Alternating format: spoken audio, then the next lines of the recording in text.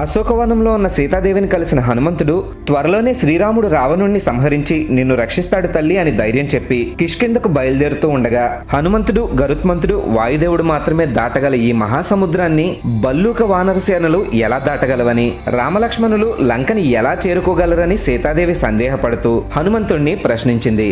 వానరులందరికీ రాజైన సుగ్రీవుడు బలపరాక్రమాల్లో బల్లూక వానర సైన్యంలో అందరికంటే గొప్పవాడని, అలాగే ఒక్క దూకులో మహాసముద్రాలన్నింటినీ దాటగలిగిన వాళ్ళు, తనకంటే బలవంతులు, గొప్పవాళ్ళు బల్లూక వానర సైన్యంలో ఎందరో ఉన్నారని, సాధారణంగా తమ అంతఃపుర స్త్రీల దగ్గరికి ఎవరినైనా పంపించేటప్పుడు బుద్ధిలోనూ, తెలివిలోనూ, బలంలోనూ అందరికంటే ఎవరైతే తక్కువగా ఉంటారో వారిని మాత్రమే పంపిస్తారని, బల్లూక వానర సైన్యంలో ఉన్న అందరిలోకి అన్ని విషయాల్లోనూ తాను మాత్రమే తక్కువ కాబట్టి శ్రీరాముడు తనని పంపించాడు హనుమంతుడు సీతాదేవికి బదులిచ్చాడు. రామలక్ష్మణులు ఎలాగైనా రావణుడిని సంహరిస్తారని సీతాదేవికి ధైర్యం చెప్పి హనుమంతుడు కిష్కిందకు బయలుదేరాడు.